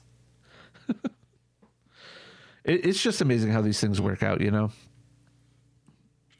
that, and I'd like to see our regulatory agencies become more directly accountable to the executive branch and the legislative branch, rather than being a fourth branch of government that was never written into the Constitution as they are They're today. basically a hybrid of the executive and the judicial branch in one, and it's that is another topic for another day. Yeah, I mean, we can really argue the constitutionality of, does the IRS or any other regulatory agency have the power to be judge, jury, and executioner? Technically, kind of does, because it deals with the income tax amendment, but the other ones, you could argue definitely night and day, or all day and all night about it. Yeah, but any of these agencies can levy fines against you without ever taking you to court. And it's your job to fight them in court, and that's the only time when they're more likely going to back down, because they're not going to be able to prove necessarily anything. Yeah, they're counting on the fact that they only have to go to court if you pay to take them to court, and they're counting on the fact that you don't have the money to do it. Yep. It's fun. We all need a Ruhif. Yes, we do. We need a what? Steve's a financer for the non sequitur court case. What the hell's a Ruhif? That's his screen name. That's one of his screen names. Oh, I was gonna say, dude, I know I'm old, but goddamn, you youngins, speak English, will you? Oh, speaking of that, and this is not necessarily politics, but it is in the realm of social justice. If you get a chance, read Thomas Sowell's book, Black Rednecks, White Liberals. It is an excellent study of the culture of Black Southerners and how they incorporated a lot of what the white Southerners used to do and used to talk, and now have it in the ghetto. Pretty much, it's ghetto. It's why the ghettos are the way the ghettos are, so to speak, in language terms so far that I've read. Sounds like something I want to read. Is if I got a bout of insomnia and I need to sleep. Oh, I'm telling you, man, Kindle is your friend if you want books like that. I don't know, man. I'm kind of into reading David Weber and the military sci-fi at the moment. Oh, what book? We might have to have a book reading club for Kanar with Damar. I'm actually rereading the Honor Harrington series because I just got that last one that he put out a couple of years in hardback in paperback. So it's like, man, it's been a while since I've read these books. Let's refresh my memory so I know what's going on here. Yeah, it's like 15 or 16 books in that series now. Well, that's why I routinely going back through the Dune saga, because it is so expensive. It is so easy to forget what happened where in the timeline. Yeah, Honor Harrington isn't as expansive as Dune, but it is still pretty expansive. I mean, it's packed. It's spanning, 50, 60 years of a certain individual's military career. So, it's been an hour and a half, almost 2 hours now. Do we want to call this? And yeah, may as well. I mean, Jared hasn't spoke much. Do we want to let him? Really decided anything? No, well, I think it really is. The biggest thing really is that, yes, Trump deserved to be impeached. Yes, Trump really crossed the line in a number of areas. Should have impeached him for those reasons, not what they've actually targeted him on. Mm-hmm. I can agree with that. Yeah, you can't be broad in your scope today. As polarized as we are politically as a country, you need to be laser focused when you're going to do things like this. Because, the defense and some of the Republican senators have made an argument that if we convict Trump, we're basically opening the door for impeachment to become a tool for political revenge. Mm-hmm. And to a certain extent, I think they have a point.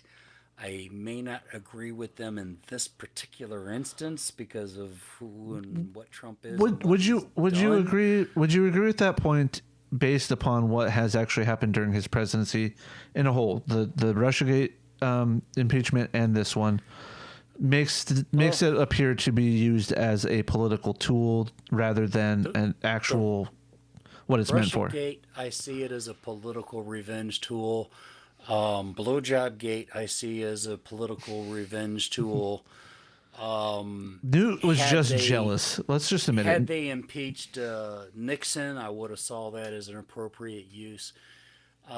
This particular one, I'm kind of with Jared. You know, they should have been a little more laser focused, but they do have real cause to be concerned with an acquittal for what it says to our future and what the powers of the president can be during his time in office, and especially in his last month or two in office. Well, and again, I'm not, and I don't want everybody to think that I am a Donald Trump supporter, because that's kind of the position I've been arguing this whole time. It makes it appear that way. I am not going to sit here and say he doesn't deserve whatever punishment he's going to get from this one way or the other. But you have to understand that just because you're in office doesn't mean you lose necessarily your rights as a citizen, as a private citizen. Yes, there are certain things that we agree to, that we sign up for as part of service to our country in the military, that does not expand onto the civilians who serve as kind of the leadership roles. The UCMJ does not apply to, I don't believe it applies to like the defense secretary or the secretary of the Navy, because they're not civilian. They're civilian, but at the same time, they do need to be. They do, and anybody who's in the public light should be wary of what they're saying. That doesn't mean Even as an active duty member of the Navy, I didn't lose my right to free speech, although in some cases it could be curtailed. yes. You know, and the same thing with holding public office. You don't lose your constitutional rights, but in given situations, they can be curtailed when they interfere with your oath of office of protecting and defending the Constitution and setting precedent of appropriate behavior and action, you know. But again, then we're going to get into the whole whataboutism again of, you know, I know. we have to as a society agree what is considered acceptable by an elected official. I'm all for, you know, freedom of speech with certain limitations. Like, I understand using the rhetoric of we got to fight like hell, we've got to fight, you know, et cetera, in the context of do it at the ballot box, do it in peaceful protests, things like that. But the problem is when you get into situations where you have people like Maxine Waters, just as an example, not that she's the only one, where you have her doing the speech outside wherever it was. If you see them in a restaurant, in a gasoline station, you get out, you make a crowd, basically advocating for harassment of people who should have the privacy to go about their day and do whatever. I mean, I don't know if you heard, and I don't know if they brought it up in the defense, but she actually wants to see Trump, or at least I won't say she wants to. She mentioned that she could see Trump being charged with premeditated murder in an interview on a Sunday morning. Sure. I can't see that. But, you know, that type of rhetoric gets out there to a point where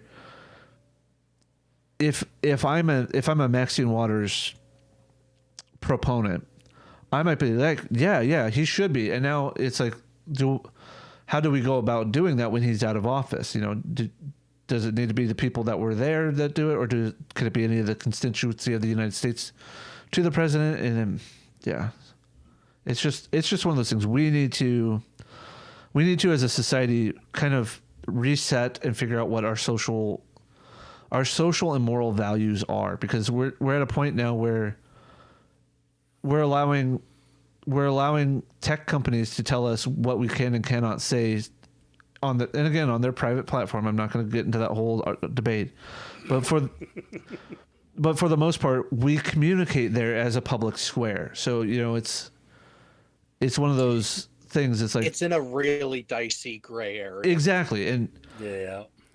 And if we can't communicate directly with our elected officials the same way that they can communicate with us, I can't just go hop on the TV and chew out my local senators or my local representative for my district, but they could sure as hell tell me something via the news media. You know, Yeah. we have an open avenue there that needs to be, I don't want to say regulated, but the speech that's allowed and curated there needs to be less editorialized and more understood that if you are willing to be on this platform, you consent to being offended, basically. Mm-hmm. I don't see it. I'd like to see us get back, because I can remember a time, and I'd like to see us get back to it where we had the expectation and demanded that our public leaders be ladies and gentlemen, and that, you know, Is that before or after they caned speak, people? yeah, and where people would speak with courtesy, if not respect, that disagreements didn't mean hatred, that debate didn't have to be an all or nothing, that compromise is possible because we are ladies and gentlemen. Well, are we talking about a time when, you know, people settled their disputes with duels and occasionally would bring canes to the Now, House chamber? I may use the avatar of a caveman, but I'm not quite that old. Fuck you. No. I think it was more talking about Aaron Burr. Aaron Burr, David. I think it was David Crockett that used to have canes in his office that he would beat other senators with or other congressmen with to get his point across. There was a time when, if it came out that somebody running for public office manhandled the opposite sex and bragged about it, or if it came out that they had dubious business dealings and cheated middle class contractors and caused a lot of those small businesses to close because of their shady business practices, that person would never have been elected to public office because he couldn't be trusted. Well, again, the problem is that we have allowed our elected officials to act that way, and therefore, and this was even before Trump, you know. Yeah, but that's because we have allowed ourselves as a society to act that way. Ever since the advent of, you know, social media, of any platform. No, it's been that way since. Trolls, they've become disrespectful, they've become mean just for the sake of being mean. And no, it's just that it's more noticeable. Side of their natures out just because they're hiding behind an avatar and a name that may or may not be their own.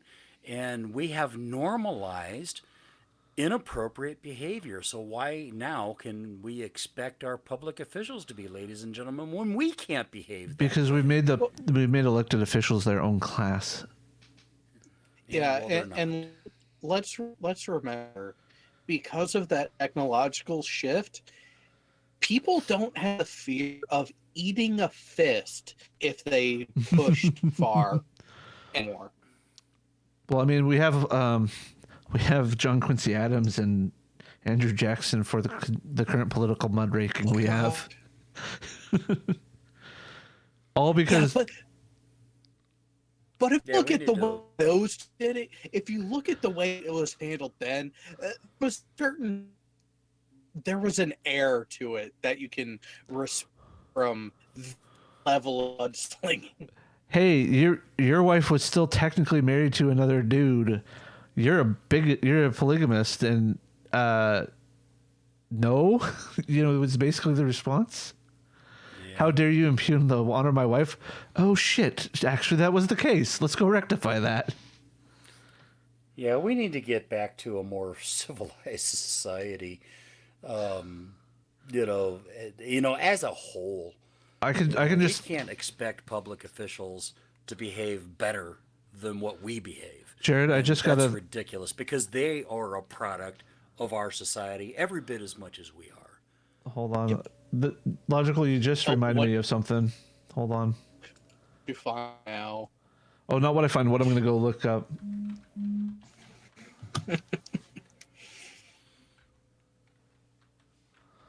All right. Let's see here.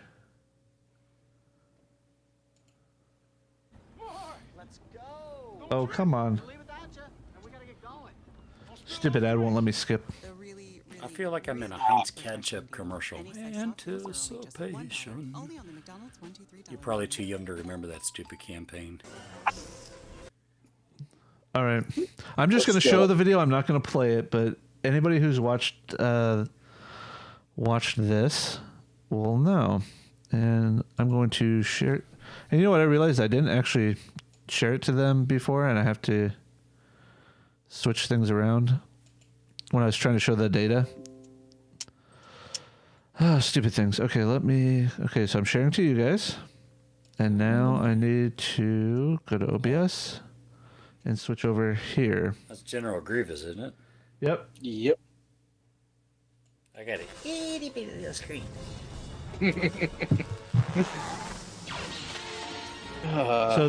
So imagine that Obi-Wan is logical when he says his line, Jared. Yep. Which line?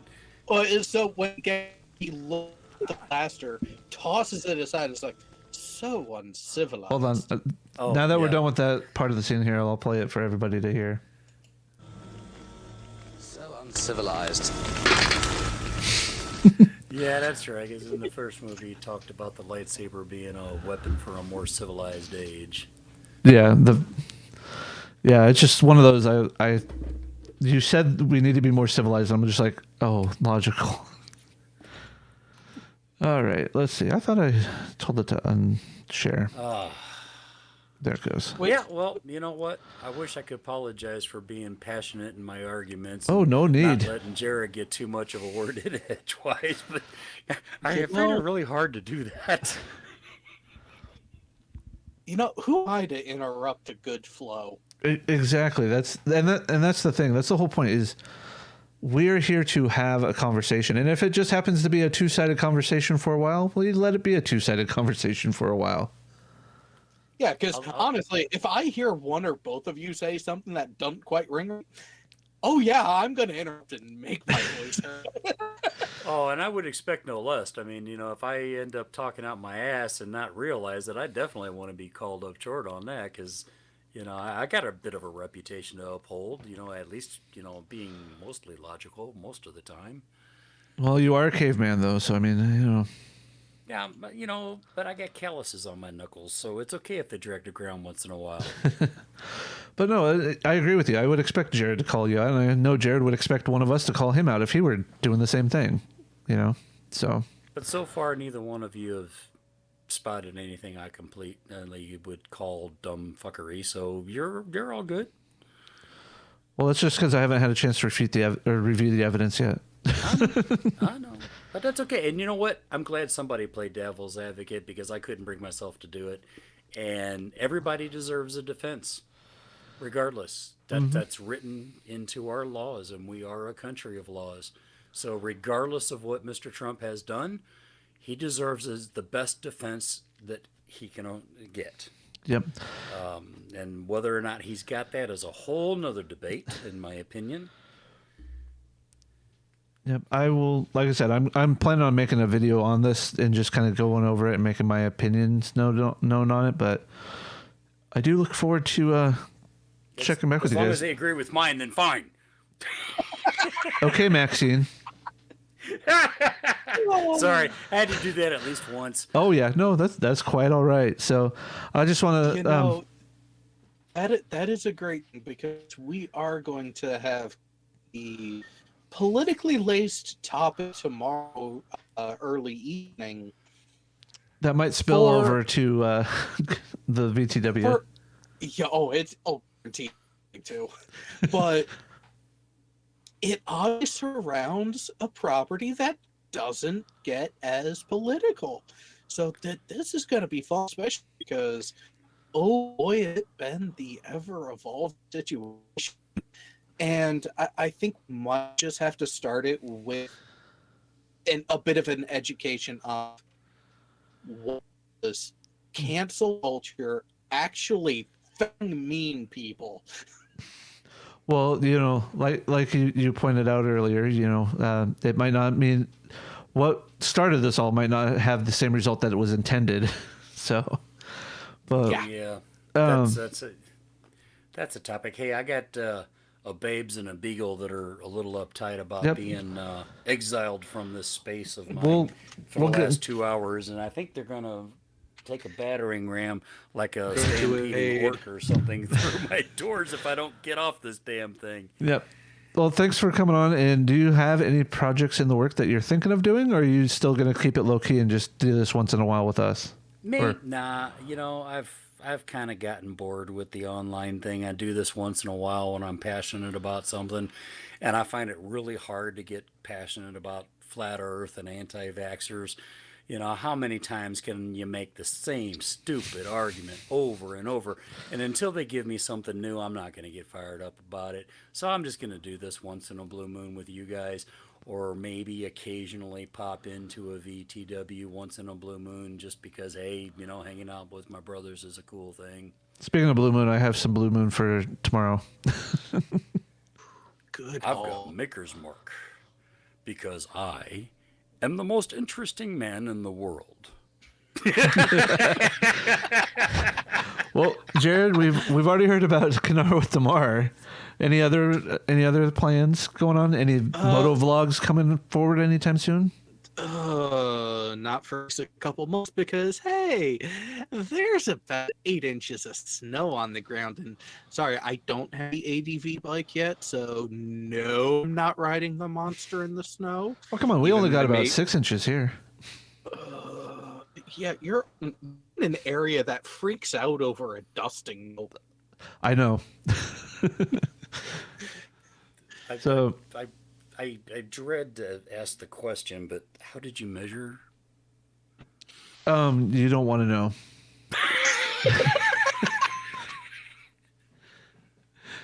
So I'm working on a video that's going to be circulating around the same topic as Kanar with Damar and VTW tomorrow, and I'm still working on my Black History Month video, which I hope to have out on next Friday. Not next Friday, the 25th.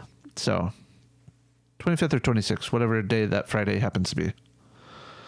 So with that, thank you all for stopping by for 3 Vets and a Beagle. And the thumbnail might change a little bit going forward. I do have a secret picture to share with everybody. And it may just end up on Twitter. So, and with that, God damn it. not your picture. I'm saving that for blackmail later. Oh, Anyway, because I know you're running for office in Rhode Island, right? not if I have anything to say about it. Anyways, thanks for stopping by. Have fun. I will be pulling this down to redo the audio later, so we can get more understanding of what Jared was talking about because he can't seem to have a good internet connection.